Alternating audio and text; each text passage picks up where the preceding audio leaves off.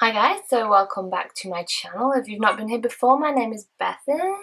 This sounds very scripted. It's not. Okay, so hi, welcome to my channel. I'm gonna try this again. Hey, welcome to my YouTube channel. That's the enthusiasm I can muster right now.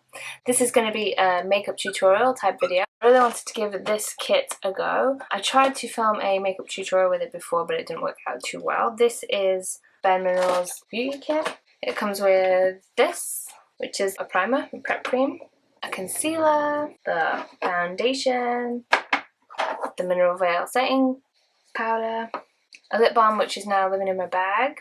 It's got like a bit of colour in it, but it's basically a lip balm. The mascara looks lovely. Lash Domination. And then you get the two brushes. I don't know what it retails for if you buy it direct from Bare Minerals, but I got it from TK Maxx for £30. I thought that was an absolute bargain. This is kind of a makeup tutorial slash first impression, so we'll see how it goes. Oh, and just a word about my hair. You can probably tell it's not looking so hot, but that's just because I'm doing a no poo thing, so check out my video on that. I'll link that up for you. Oh, and just so you know, I've also not been wearing foundation on a regular basis, so how I was basically just looking is how I've been looking every day. But I'm not taking off my mascara. I want to like not put my eyelashes through that because this mascara is quite intense. It's this one, it's the Bourjois Clubbing Mix. It's my fave. Oh, and I also did just want to show you this before I carry on with the video. How cute is my bathtub?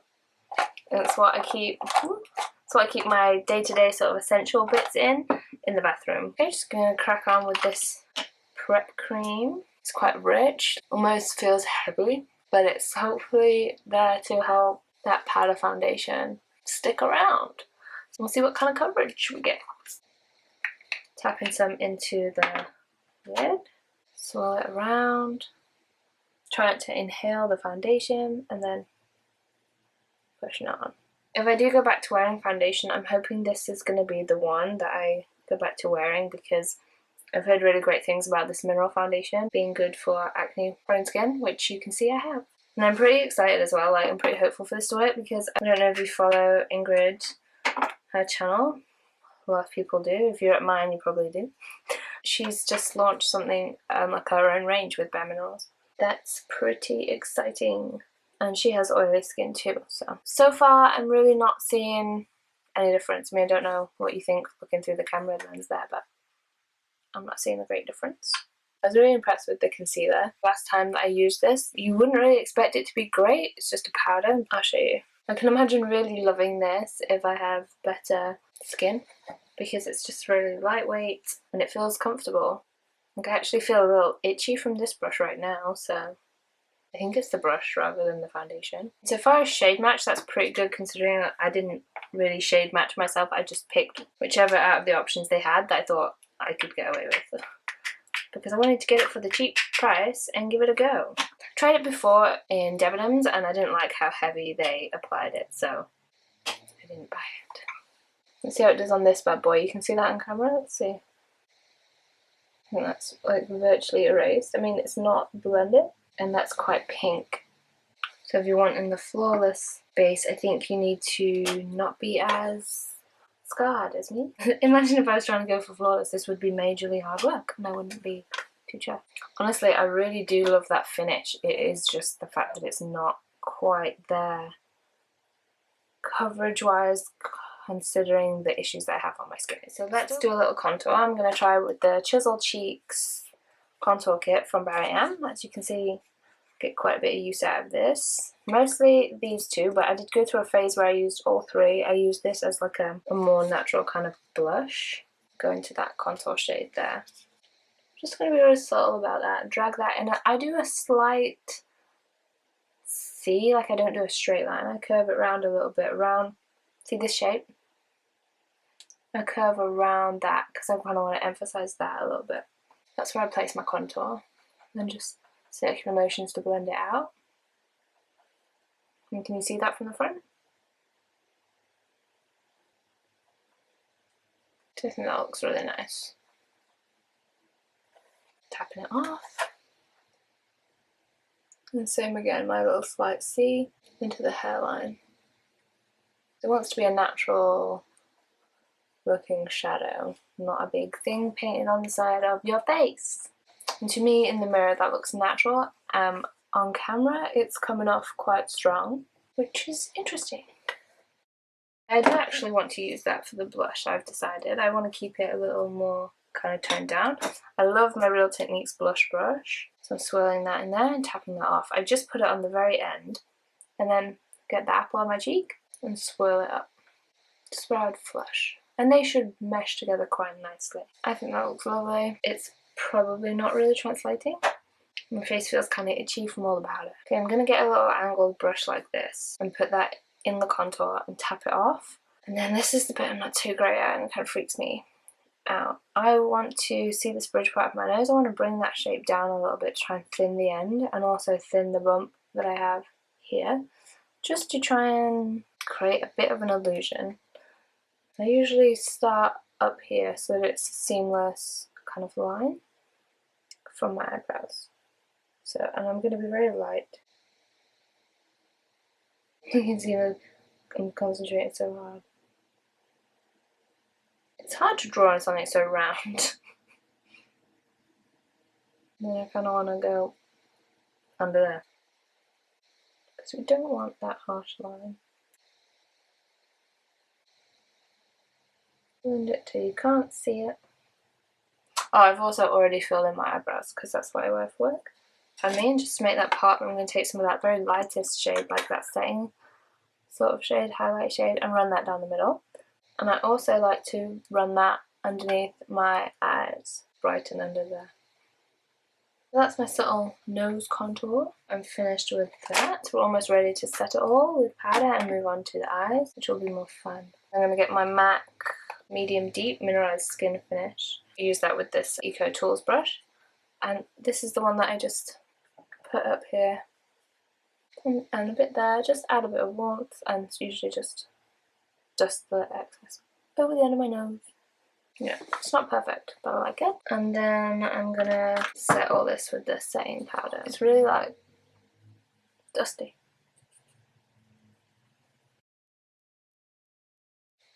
Okay, so I've run that everywhere, and because we're sticking with the powders on this look, I think I said that funny. Because we're sticking with the powders, the Balm Mary Luminizer is going to be my highlighter of choice. And for some reason, this is the brush that I always choose. It's a MAC 168. I take the thinner side and just run it along there. You see the difference already? An old technique of mine that I've not used for a while is to take a stippling brush. I don't use this technique so much anymore because I use the beauty blender, or the makeup sponge, sorry, for the liquid products, but seeing as this is powder, just to blend it all together, I like to take a stippling brush just to knock back that highlight a little bit. Yeah, I'm really loving how that's looking so far. As you can see, it's very kind of fresh, nice looking skin, I think. I mean, a little heavier with the contouring, and the nose contouring is a bit bad, really, sorry. Any tips for me on that? I'm like more than happy to read that in the comments. Like, give me the criticism, it's fine.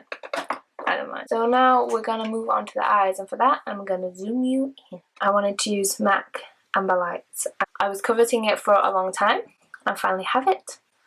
Really excited. So we're gonna use it. Get me a brush. I'm going to use this Eco Tools one. Look at that. Do a swatch. Oh wow. Look at it. I actually want to get closer. I freaking love that. I love that so much. I know it looks really weird that I'm putting this on when I've already got mascara on. I do apologise for that weirdness. Looky look. That is so nice. I'm going to take some colours from my Lorac Pro palette.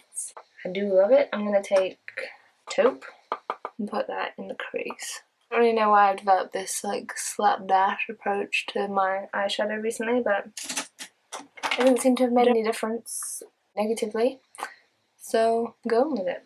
Okay, so we'll blend that through. So actually come round a little far here. Try and knock that back.